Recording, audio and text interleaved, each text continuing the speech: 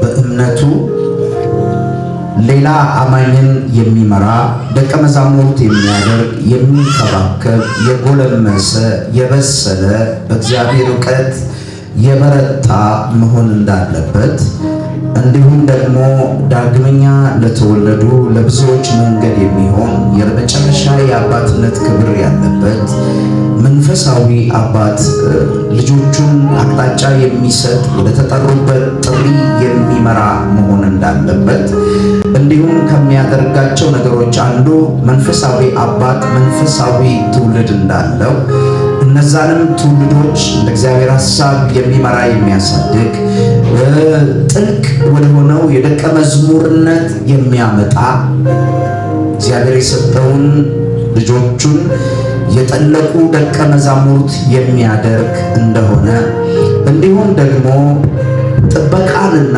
እርማትን የሚያደርግ የሚጠብቅ በጸሎት ልጆቹን ፕሮቴክት የሚያደርግ መሆን እንዳለበት ክፉ ነገር ሲመጣ ፈጥኖ ልጆቹን የሚከላከል መሆን እንዳለበት ልጆች ደግሞ መስመር ስተው ሲወጡ የሚገስጽ የሚቆነጥጥ አቅጣጫ መሰጥቶ የሚመልስ መንፈሳዊ አባት እንደሆነ ባለፈው በነበረን ፕሮግራም ላይ አስተምሬ ነበረ። ከዚህ አልፎ ደግሞ መንፈሳዊ አባት ምሳሌ ነው፣ አምላካዊ ምሳሌ። እስቲ መንፈሳዊ አባት በሉ፣ አምላካዊ ምሳሌ ነው። እነዚህን ነጥቦች ጌታ በረዳኝ መጠን ለማሳየት ሞክሬያለሁ። ዛሬ ደግሞ እውነተኛ ልጆች እነማን ናቸው የሚለውን ትንሽ ነገር እጠቅስና ረጅም ሰዓት እንጸልያለን። አባታችሁ ደግሞ ይባርካችኋል። አሜን አትሉ? አሜን። ኧረ ጮክ በሉና አሜን በሉ። ኢየሱስ ጌታ ነው። በደንብ ስሙኝ። የዚህ ትምህርት አስፈላጊነትን በደንብ እንድትረዱ ፈልጋለሁ። ለምንድን ነው ይህንን ትምህርት ልታካፍለን የፈለከው ልታስተምረን የፈለከው ስትሉ በደንብ ስሙኝ። ይኸውላችሁ በመንፈሳዊ ሕይወት እግዚአብሔር ከአዳም ውድቀት በኋላ የጠፉትን ሊሰበስብ በማን ነው የጀመረው? ቤተሰብን በመፍጠር በአንድ አብርሃምን ጠርቶት በአብርሃም ነው የጀመረው። አሜን። ማንን ጠርቶ? አብርሃምን ጠርቶ እስራኤልን ከዛ ውስጥ አወጣ። እግዚአብሔር ዛሬ አንድ ለእናንተ ለዚህ አካባቢ ላለ አንድ ነቢይን ጠርቶላችኋል። አሜን።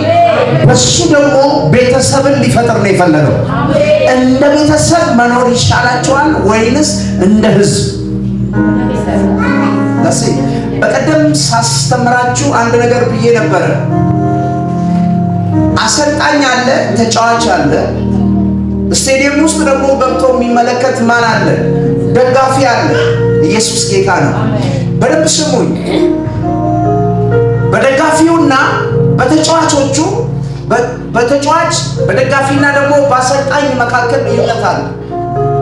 ለአሰልጣኙ የሚቀርበው ደጋፊው ነው ወይስ ተጫዋቾቹ ናቸው?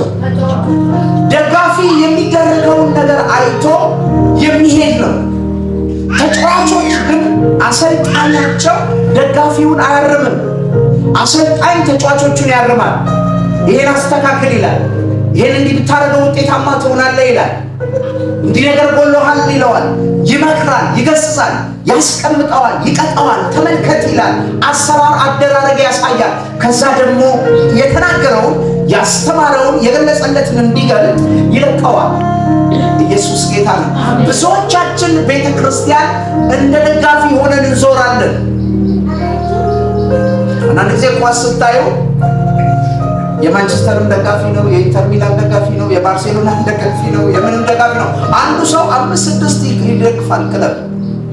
ጳውሎስ እዚህ መጽሐፍ ላይ ሲናገር አሁን ባነበብኩት መጽሐፍ ክፍል ላይ በቀደም ፓስተር ስታነብ በእሷ በያዘችው መጽሐፍም ላይ አእላፍ መምህራን ቢኖሯችሁ ይላል። ቀጥሎ ደግሞ የእግዚአብሔር ሰው ባነበበልን መጽሐፍ ላይ 10,000 ይላል።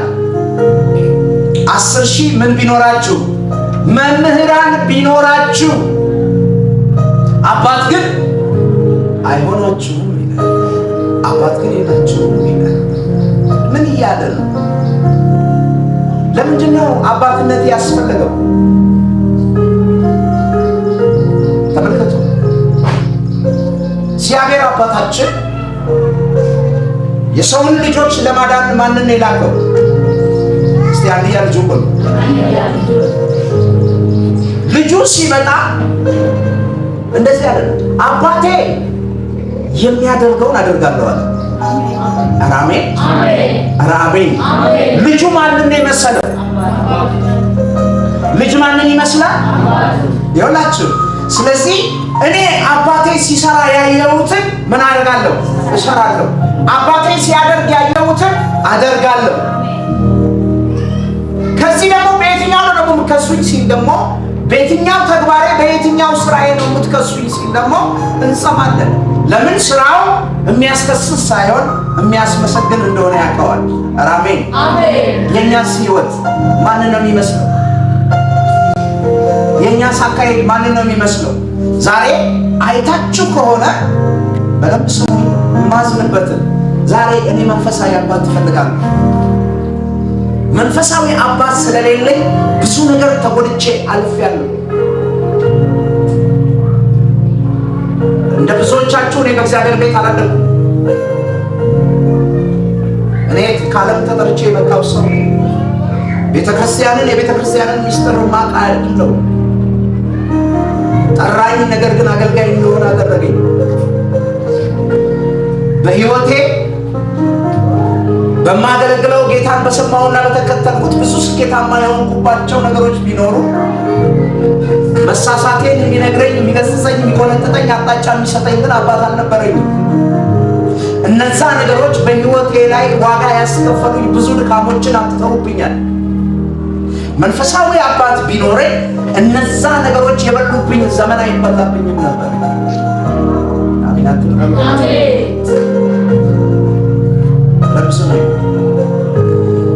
ዛሬ የኢትዮጵያ ቤተክርስቲያን እውነተኛ አባት አጣለች።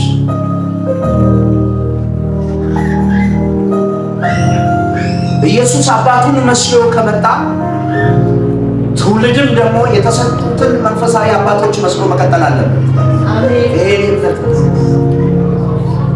አባት በትክክል አካሄድ የማይሄድ ከሆነ መረን የወጣ ራዕይ አልባ ትውልድ ይፈጠራል። መጽሐፍ ሲናገር ልጅህን የምትሄድበትን መንገድ በሉት እስቲ ምን ባልጎለመሰ ጊዜ ከዛ ፈቀቅ አይልም። ካደገ በኋላ ልታስተካክሉት ትችላላችሁ። መረን ከወጣ በኋላ ልትመልሱ ትችላላችሁ። ዛሬ ቤተክርስቲያን እያደረገች ያለችው ያንን ነው። ልጆችን መንገድ አላስያዘችም። ዛሬ እነኚህ ሐሰተኛ ነቢያቶች እንደዚህ የተባሉ የመሰደድ ዘመን የመጣው በአባቶቻችን። እኔ አባቶችን ብቻ እየወቀስኩ አይደለም። እውነተኛ ልጆች እነማን ናቸው?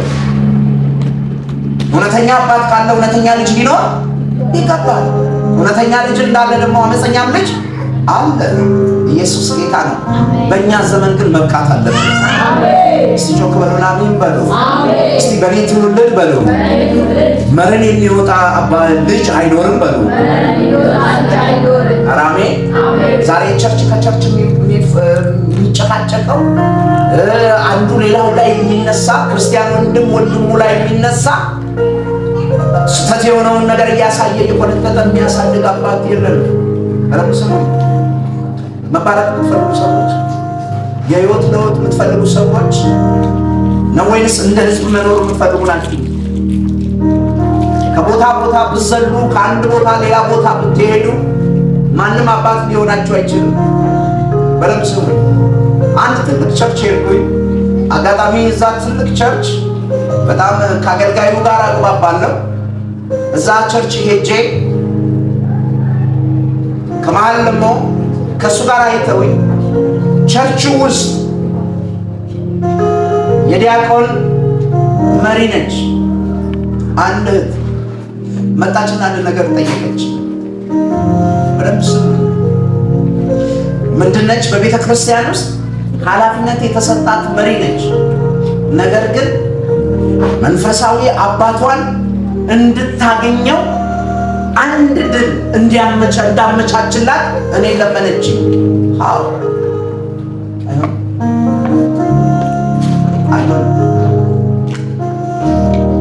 እንደ መንፈሳዊ እውነተኛ ልጅ ሆኖ የሚከተሉ አባቶች በር መክፈት አለባቸው። አሜን አሜን አሜን አሜን። ኢየሱስ ያድናል። አሜን። ኢየሱስ ያድናል። አሜን። ዛሬ ቁልፍ የሆነውን ነገር ልነግራችሁ ፈልጋለሁ። እግዚአብሔር አብርሃምን ሲጠራው አባት ሊያደርገው፣ ዛሬ እዚህ ውስጥ ብዙ አባት የምትሆኑ ብዙ እናት የምትሆኑ አላችሁ። እኔ የሚል ጮክ ብሎ አሜን ይበል። እናንተን ሲጠራ ከኋላችሁ ትውልድ አለ። በኢየሱስ ክርስቶስ ስም ለዛ ትውልድ በረከት ሆናችሁ ታልፋላችሁ። ለዛ ትውልድ የሚያልፍ ኪዳን ይዛችሁ ትወጣላችሁ። በደንብ ስሙኝ። አንዱን አብርሃም ሲጠራው ከሱ ጋር ኪዳን አደረገ።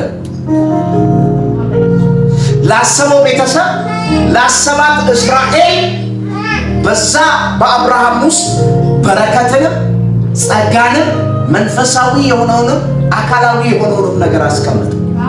ጮክ በሉና አሜን በሉ። ለዛ ነው ገላትያ መጽሐፍ ላይ በአብርሃም በረከት ሁሉ ምን ብላችኋል? ተባርካችኋል የሚለን። አሜን። ከልጁ ከክርስቶስ የተነሳ የዛ በረከት ምን ሆነናል? ተካፋዮች ሆነናል። ኢየሱስ ጌታ ነው። አብርሃም ውስጥ ካስቀመጠ በኋላ አብርሃም በራሱ ጥፋት መንገድ ሄደና ያ በረከት የሚሻገርበትን ሌላ መንገድ ሲፈጥር ኖ አለ። እኔ የራሴ መንገድ አለኝ አለ እግዚአብሔር። በደምብ ስሙ። ለምን በረከትና ኪዳን የአብርሃም በረከት በስጋዊ በምድራዊ ወደ እስማኤል ሄዷል። ይስሐቅ ግን ምድራዊውንም መንፈሳዊውንም በረከት ወስዷል። ኢየሱስ ያድናል። አንዳንዶቻችሁ አንዳንድ ስፍራዎች ሄዳችሁ ምድራዊውን ነገር ልትካፈሉ ትችላላችሁ። ሜቢ መንፈሳዊ ሚስጥር አለ። በዛ ኪዳን ውስጥ ላሉ እግዚአብሔር በአባትነትና በልጅነት ግንኙነት ውስጥ የሚያልፈውን ትክክለኛ በረከት መንፈሳዊም የሆነ ስጋዊም በረከት እግዚአብሔር አስቀምጧል። ምለው እየገባችሁ ነው? ከአብርሃም ወደ ማን ሄደ በረከቱ? ይስሐቅ ተቀበለ። አብርሃም አለፈ። በተራው ይስሐቅ እንደገና ምን ሆነ? አባት ሆነ። ልጅ የነበረው በአባቱ አመራር አባቱ ያሰለጥነው ነበር ይላል አይደል? አባቱ ምን አይነት አካሄድ ሊኖረው እንደሚገባ ከሱ ጋር ኮንታክት ያደረገው እግዚአብሔር ማን እንደሆነ እግዚአብሔርን ለልጁ ለይስሐቅ እያሳወቀው እግዚአብሔር ምን እንደሚጠላ፣ ምን እንደሚፈልግ፣ ምን እንደሚወድ ይሄ ኪዳን ይዞ እንዴት መቀጠል እንዳለበት ነገውን ዴስቲኒውን እንዴት መስራት እንዳለበት ወደ ማን አስተላለፈ? ወደ ይስሐቅ አስተምሮት አስተላለፈ። ይስሐቅን ደቀ መዝሙር አደረገው።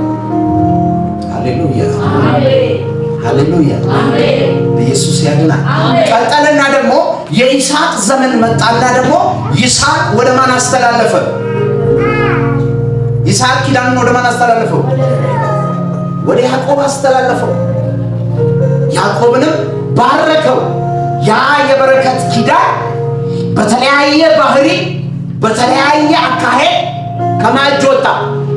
ከእስማኤል ወጥቷል። ቸርች ውስጥ ሆነው አንዳንድ ጊዜ በረከት ከእጃቸው ወጥቶ ወደ ሌሎች የሚሄድ ሰዎች ፓተርኑን ተከተሉ፣ መንገዱን ተከተሉ። መንፈሳዊ ነገር ውስጥ ገብታችሁ ማረፍ መባረክ ከፈለጋችሁ ጋድ ኢዝ ኤ ጋድ ኦፍ ፕሪንሲፕል። እግዚአብሔር የመርህ አምላክ ነው። በመርህ ነው የሚሰራው። በደምብ ስሙኝ። ኢየሱስ ጌታ ነው። አሕዛብም ይባረካል። አሕዛብን ወጥተን ብንባረካቸው ይባረካል። እናንተ ግን ዛሬ ከአሕዛቡ በረከት የበለጠ በረከት ያላቸው የኪዳን ልጆች ናቸው። የሚጠብቃችሁ መንፈሳዊ በረከት አለ። የሚጠብቃችሁ አካላዊ በረከት አለ። ግን ፓተርን ጠይቅ። መንገዱን ማየት አለባችሁ። መንገዱን መከተል አለባችሁ። ቀጠለ። ይስሐቅ ያዕቆብን እንደባረከው ያዕቆብ ደግሞ 12ቱን ነገድ ሃሌሉያ። ዛሬ በኢየሱስ ስም የምትሰፉበት የምትበዙበት ሃሌሉያ። ይኸውላችሁ ከአንድ አይደለም። አብርሃም አንዱን ባረከ፣ ይስሐቅም አንዱን ባረከ። ያዕቆብስ ይኸውላችሁ ኪዳን የሚያልፍበት አንድ ነው። ነገር ግን ስንት ነገድ ባረከ? እናንተ በኢየሱስ ክርስቶስ ስም አህጉራትን ትባረካላችሁ።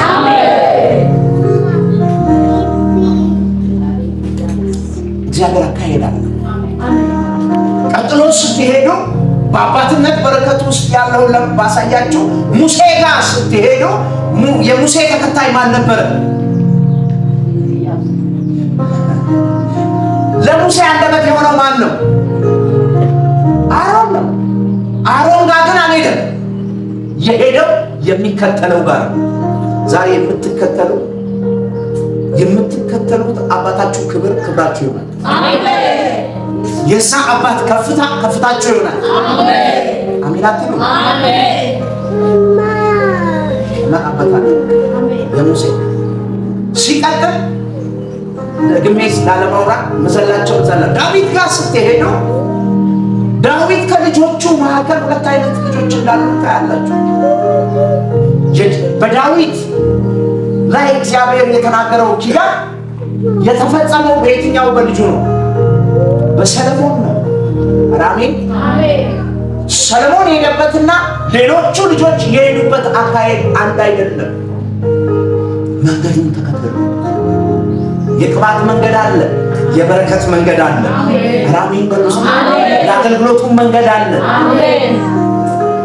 እመኑኝ፣ ያን ፓተርን የሚሄድ ደካማ አይሆንበት። ዳዊት ሰብስቦ ያከማቸው ላመፀው ለአቤሴሎም አይደለም የሄደው፣ ለሰለሞን ነው። አሜን። ዳዊት ነገ ቀጣዩ ላይ ሰለሞን ለሚሰራው ነገር በረከቱን አዘጋጅቶ የጠበቀው ማን ነው? አባቱ ነው። ይሲ የሰለሞን ንግስና ዘመን ሲመጣ ሰለሞን ከምንም ነገር አልጀመረም። ተዋግቶ ያመጣው በሰለሞን ዘመን ዙሪያ ሁሉ ምን ያለ ነበር ይላል? ጸጥ ያለ ነው። ስለ እናንተ አባታችሁ ይዋጋል፣ የእናንተ ዘመን ደግሞ የጸጥታ ይሆናል።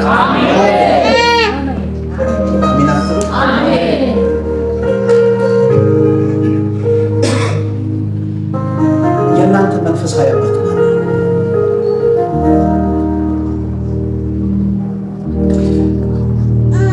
ጳውሎስ ቅድም ያነበብኩበት መጽሐፍ ክፍል ውስጥ ልጄ ብሎ የማያፍርበት የሚጠራው አለ። አባቱ ማያፍርበት ልጄ ብሎ ሊነጋገር ሊከራከርለት እናንተ መሃል ማለት እናንተስ አባቴ ስትሉ እውነተኛ አባትነትን ተቀበላችሁ የምትሄዱት ነፍሶቻችሁ ናቸው። እውነተኛ አባት አለ። እውነተኛ አባት ካለ ምን አለ? እውነተኛ ልጅ አለ። ከኔ ጋር ናቸው። የሌላ ሰው ልጅም ሰው ቤት መጥቶ ያውቃል። እሱም አባዬ ይላል። ግን አባትነት ሁላ አይደለም። ትክክለኛ ወራሽ የሚሆነው የትኛው ነው? እውነተኛው። ዛሬ እውነተኛ ልጆች እንድትሆኑ ጸልያለሁ። ጮክ በሉና አሜን በሉ። ነቢይ ያግዘኛል። ሮሜ ምዕራፍ 8 ቁጥር 14 ጀምሮ ያነብልኛል። በደንብ ስሙ። እውነተኛ መንፈሳዊ ልጆች እነማን ናቸው? በእግዚአብሔር መንፈስ የሚመሩ ሁሉ በእግዚአብሔር መንፈስ የሚመሩ ሁሉ እነዚህ የእግዚአብሔር ልጆች ናቸው። እነዚህ የእግዚአብሔር ልጆች ናቸው። ቆይ በደንብ ስሙኝ። እውነተኛ ልጆች ማን ናቸው? በእግዚአብሔር መንፈስ የሚመሩ ናቸው። እስቲ እኔ እውነተኛ ልጅ ነኝ በሉ። ጮክ ጮክ ብላችሁ እንዴ ዝም ያላችሁ አላችሁ። ልጅነታችሁን አታምኑም እንዴ? እኔ እውነተኛ ልጅ ነኝ በሉ። እኔ የእግዚአብሔር ልጅ ነኝ በሉ። የእግዚአብሔር ልጅ የሚያደርገን የሚመራን የእሱ መንፈስ ነው። ልጅ ይታዘዛል ለአባት። ያ ልጅ እንዲታዘዝ የሚያደርግ ለእግዚአብሔር የእግዚአብሔር መንፈስ ነው። ቀጥል ነቢይ። አባት አባት ብለን የምንጮህበትን የልጅነትን መንፈስ ተቀበለናል። የምንጮህበትን የልጅነት መንፈስ ምን ብለናል ይላል? ተቀበለናል። እንደገና ለፍርሃት የባርነትን መንፈስ አልተቀበላችሁም። እንደገና የባርነትን መንፈስ አልተቀበላችሁም። ቆይ በደምብ ስሙ። እዚህ ጋር እያለ ያለው እውነተኛ ልጆች መንፈሳዊ ልጅ በሉ ጉባኤው ከኔ ጋር መንፈሳዊ ልጅ መንፈሳዊ ነው። አሜን አሜን። ልጅነት የሚታወቀው የመንፈስ ኮኔክሽን ሲኖር ነው። ድሮ አባ ብለን እግዚአብሔርን ይጠራል ነበር።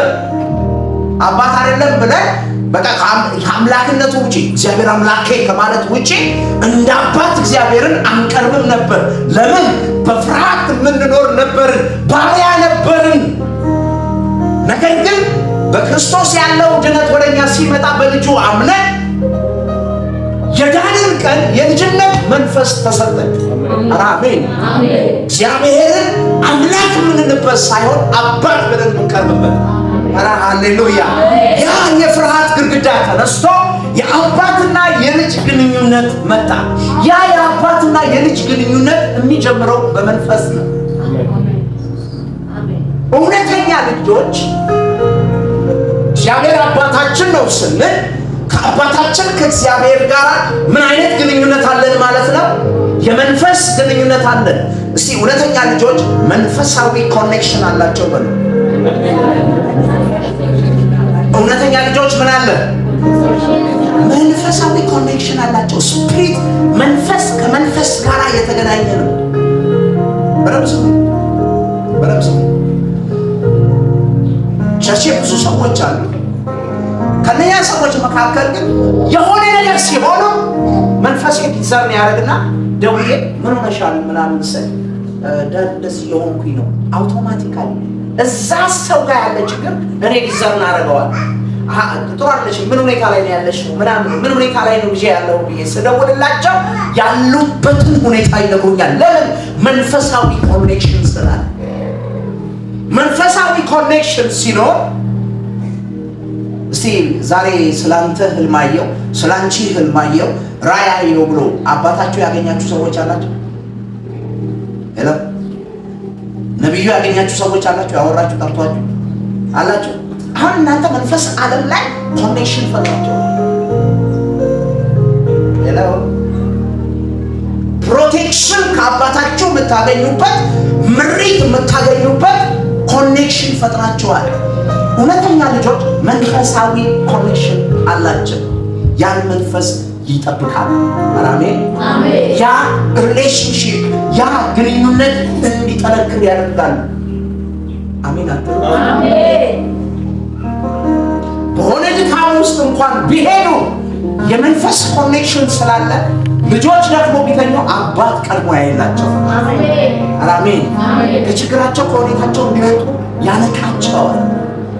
ዳሲት ቅድም አንድ መንፈሳዊ አባት ፕሮቴክት ያደርጋል፣ ልጆቹ ይገስጻል፣ ይቆጥጣል የተባለበት ሪዝን ይሄ ነው።